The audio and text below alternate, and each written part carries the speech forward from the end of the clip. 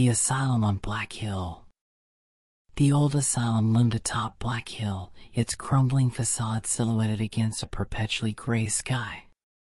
Even in daylight, the building radiated a sense of despair, as though the walls themselves had absorbed the anguish of countless forgotten souls. Ivy clawed at broken windows, wind whistled through shattered doors, and distant crows circled overhead, their cries mingling with the faint groan of the structure settling into decay.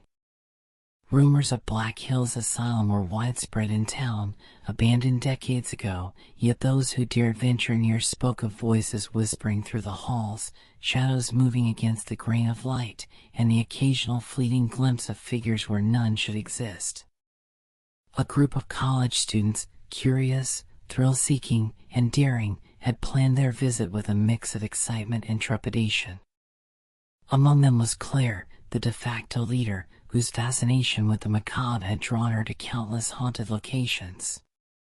Beside her walked James, skeptical yet intrigued, and Lucy, whose quiet demeanor masked an inner fear that often made her perceptive to details others overlooked.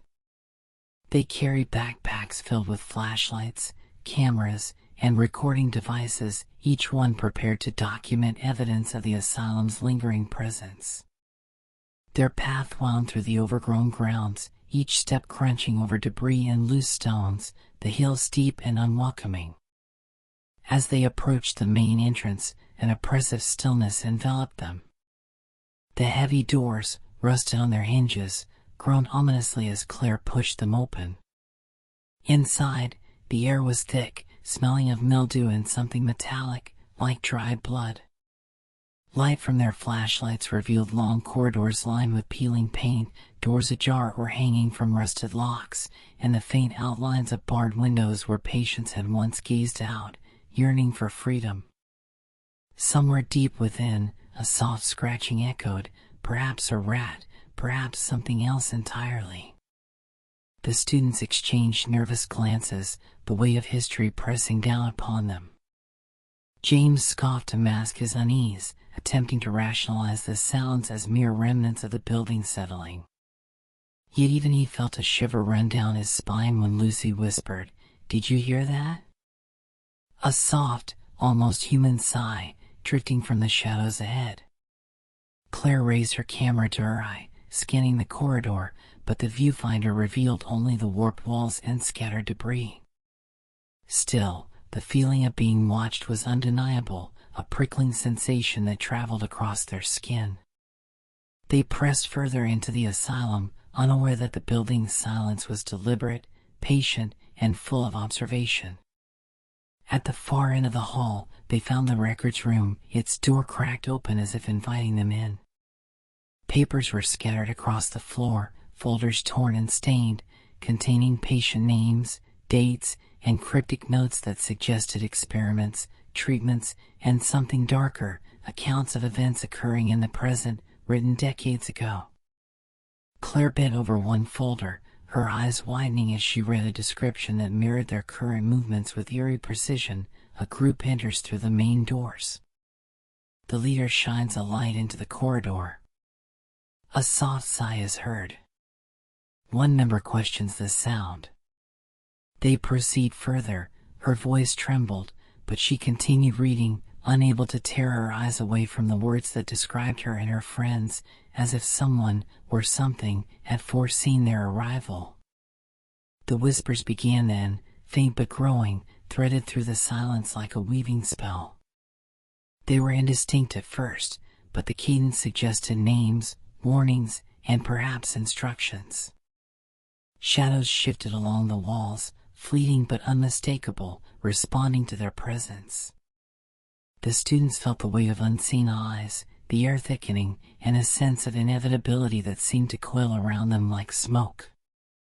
Claire's camera recorded nothing visible, yet the lenses seemed to hum with tension, capturing some essence beyond the realm of sight.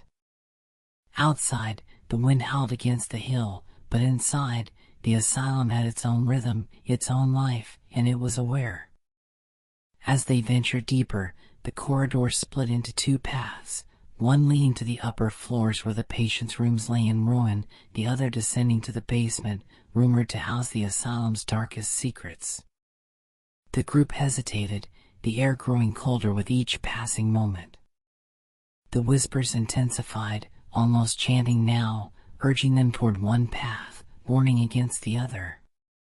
A distant door slammed somewhere below, echoing like a gunshot, and Lucy clutched James's arm, her eyes wide with silent terror. The choice loomed: ascend into the fragmented remnants of lost lives, or descend into the bowels of the asylum, where no one ever turned to tell their tale. The group took a tentative step toward the basement, their flashlights slicing narrow beams through the thick darkness. Each step on the creaking wooden stairs echoed unnaturally, bouncing off the walls and multiplying, as if the building itself were mocking their descent. Claire led, her camera shaking slightly in her grip, capturing both the scene and the growing tension etched on her friends' faces.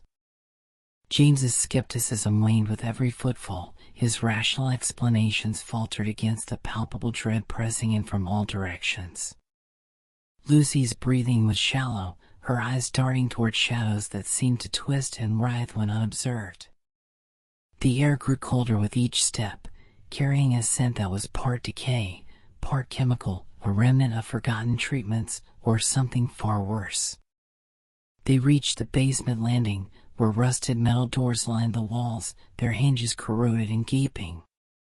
Each door bore a small, faded plaque, engraved with a name and a date. Some names were long forgotten, some appeared to belong to people who had vanished mysteriously in the town decades ago.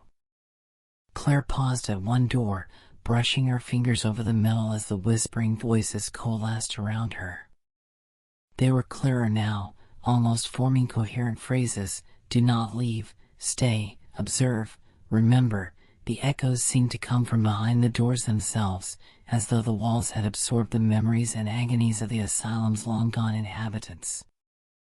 James reluctantly tested the first door. A metallic squeal reverberated through the hall as it swung open, revealing a small, empty room.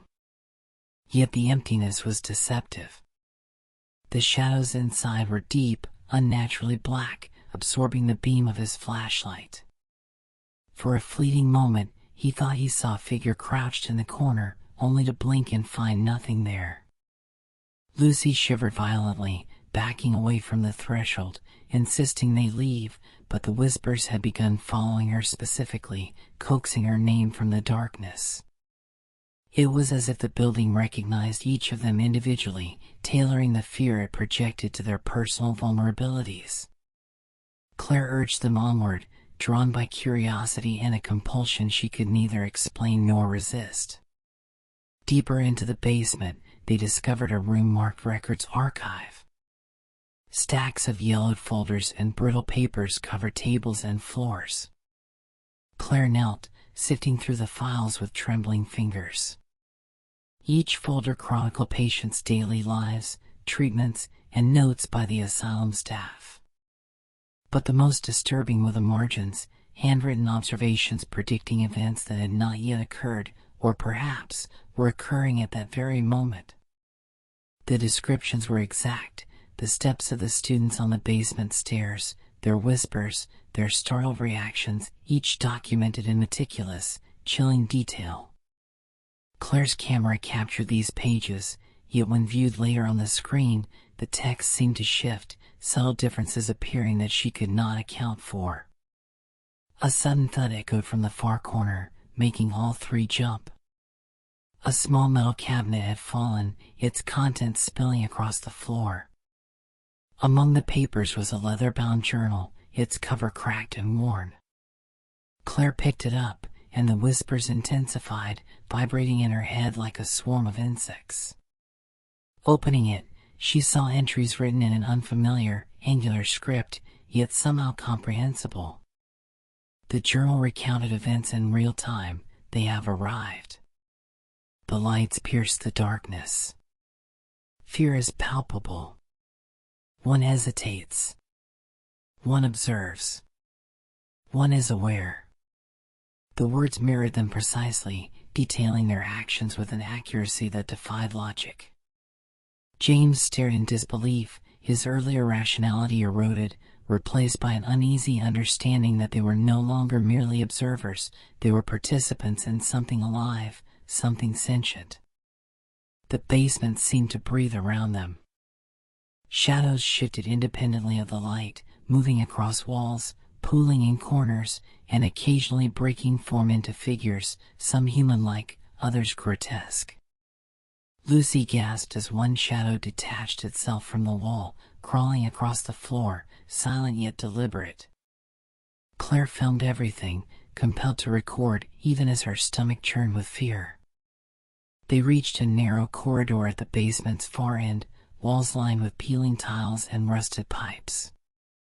The whispers now formed complete sentences: "Do not turn back, do not leave, the archive watches." Every word felt like it sank into their very bones, a subtle but undeniable pressure guiding their next steps. And then, at the end of the corridor, a door slightly ajar revealed a staircase leading deeper still, beneath the basement, into the asylum's bowels, where the oldest, most dangerous secrets were said to reside.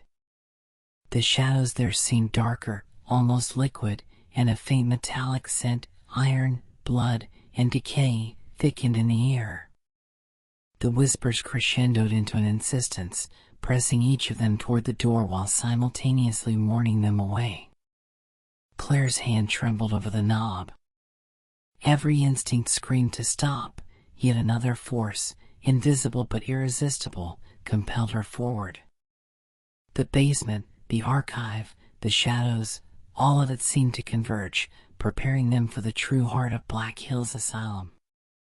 Claire turned the knob slowly, the door protesting with a high-pitched squeal. Beyond it, the stairs descended into near total darkness, swallowing the weak beams of their flashlights. The air was colder still, thick with the metallic scent of iron and an underlying, indefinable decay. Every step they took felt heavier than the last, as if the building itself pressed against them, urging them to turn back, yet demanding their advance. Shadows moved along the walls, stretching and bending unnaturally, some coalescing into vague human shapes that vanished when looked at directly. At the bottom of the stairs, they entered a vast chamber, its ceiling lost in darkness. Rusted chains hung from above, clinking softly as if stirred by invisible hands. Broken equipment lay scattered across the floor, gurneys with torn straps, shattered medical instruments, and remnants of experiments long abandoned. The whispers intensified, forming disjointed words and phrases that seemed to come from every direction. Observe, obey, remember, stay. The voices were not only audible but seemed to crawl along their skin, prickling with unease. Lucy clutched James's arm, her nails digging into his sleeve. Claire's flashlight landed on a row of small cells, each one containing scraps of furniture and personal belongings, left as if the inhabitants had vanished mid-use. In one, a faded doll lay slumped against the wall, its glass eyes reflecting the beam of the flashlight like a watchful sentinel. In another, a torn journal rested on a wooden stool, its pages yellowed with age. When Claire picked it up, the words appeared to rearrange themselves under her gaze, telling stories of the students' exact movements, fears, and whispered conversations from the past hour. James stared in disbelief, muttering that this had to be a trick, but the evidence stared back at him with undeniable specificity. A sudden gust of air slammed the stairwell door shut behind them. The sound reverberated like a gunshot through the chamber. Shadows reacted instantly, writhing and elongating toward the door as though alive. The whispers became coherent, chanting their names in rhythm with the building's subtle, almost imperceptible pulse. Lucy's voice trembled as she said, "We shouldn't be here, it knows us." Claire's hands shook, but the camera in her grip compelled her to continue filming. Every movement they made was captured, yet the recordings themselves seemed to shimmer, revealing figures and faces not visible to the naked eye, pale, distorted, and agonized. They pressed forward along a narrow passage, flanked by walls that seemed to pulse like a living organism. The whispers now became instructions: step lightly, do not stray, the floor remembers. As if in response, faint impressions in the dusted floor indicated recent movement, footprints that could not belong to anyone in the present. James hesitated, trying to rationalize, but even he could not ignore the tactile sense of history pressing beneath their soles. A low moan emerged from the walls themselves, echoing the cries of the patients, mixing with the whispers into an almost unbearable cacophony. At the far end, the corridor opened into a chamber dominated by a raised platform. On it rested a single metal chair, rusted but intact, straps hanging limply from its sides. The air around it seemed to warp, cooler and thicker, vibrating subtly with unseen energy. Claire approached cautiously, her camera filming every inch, yet the chair appeared to react. The shadows shifted, pooling at its base, forming indistinct figures that rose and receded with her movement. The whispers became a chant: sit, see, understand. The words pressed upon her mind, forming a strange, compelling narrative she could not resist. Lucy backed away, panic evident in her wide eyes. James grabbed her shoulder, trying to anchor her to reason, but even as he spoke, he could feel a pull, subtle and irresistible, toward the chair. Claire paused before it, breath caught in her throat. The whispers now conveyed a promise, or perhaps a threat. Knowledge waits, witness the truth, do not falter. The weight of unseen observation pressed on them from all sides, and the room seemed to contract and expand with every heartbeat, as if the asylum itself inhaled and exhaled in anticipation of what they were about to do. A sudden, sharp clang from somewhere deep in the chamber made them all jump. Shadows twisted violently, converging toward the center of the room. The chair seemed to emit a low hum, vibrating in resonance with the building.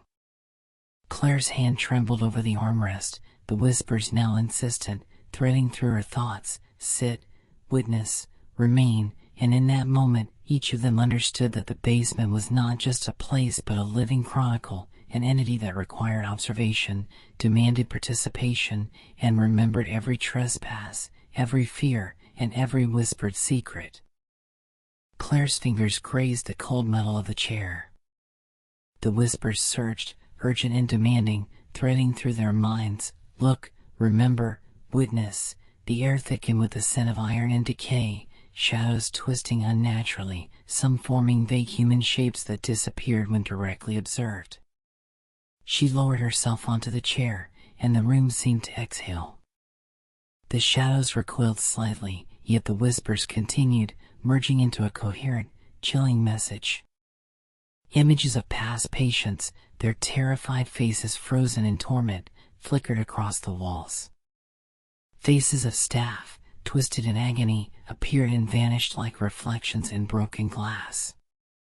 James and Lucy watched, frozen between fascination and fear. A sudden flash of darkness swallowed the flashlight beams, leaving only the faint glow surrounding Claire. Shadows grew denser, almost solid, pulsing around her as if alive. One figure reached toward her with elongated fingers. The whispers became a single insistent voice: do not resist, witness, the archive demands. Claire's heart pounded. The air vibrated, oppressive and suffocating, and yet she felt compelled to focus, to see what the asylum wanted her to witness. The past and present blurred, the sentient building observed every thought, every movement, binding them to its memory. She realized with a shiver, they were not just intruders, they were becoming part of the asylum's endless chronicle. Claire sat rigidly, the whispers now a torrent, pressing directly into her mind: see, remember, endure. The shadows converged, forming semi-solid shapes, faces contorted in silent screams, eyes pleading, accusing, warning. She raised her camera, hands trembling, and the lens captured a scene impossible to comprehend with ordinary sight. past and present intertwined, figures frozen in moments of terror, reaching out as if trying to communicate across time. Lucy trembled beside her, whispering James's name, but even her voice seemed swallowed by the oppressive pulse of the room. The chair vibrated beneath Claire, subtle at first, then insistently, in rhythm with the asylum's heartbeat. She realized they were no longer mere observers. The building had woven them into its memory, their fear and curiosity fueling its consciousness. Each shadow, each whispered command, tested their resolve. One figure stepped closer, an outline of a patient long dead, yet its presence was undeniable. Its eyes met Claire's, and she felt a surge of understanding. The asylum demanded acknowledgement of every hidden act, every secret despair, and every overlooked cry. Time became irrelevant. The chamber expanded and contracted, warping reality, the walls breathing, pulsing with an energy that seemed to emanate from the very stones.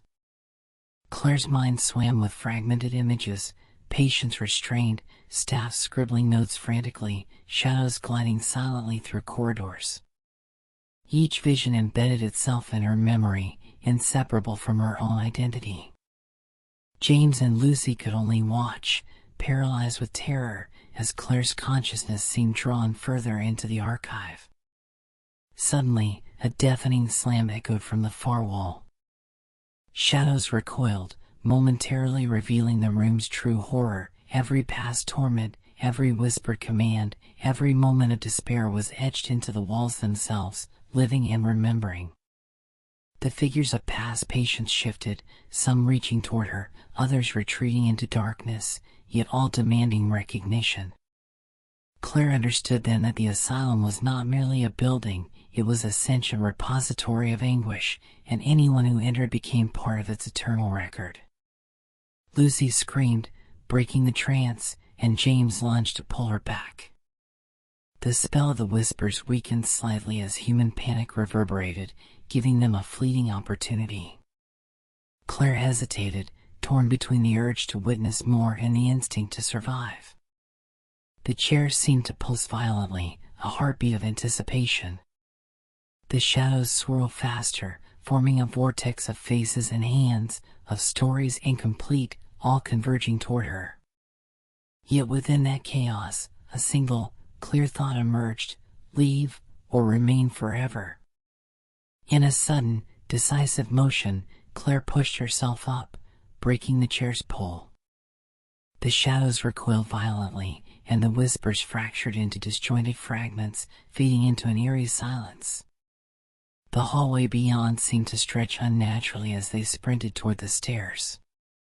Every step was echoed by unseen observers, a final reminder that the asylum never forgets, that it records everything, and that those who leave carry a part of it with them.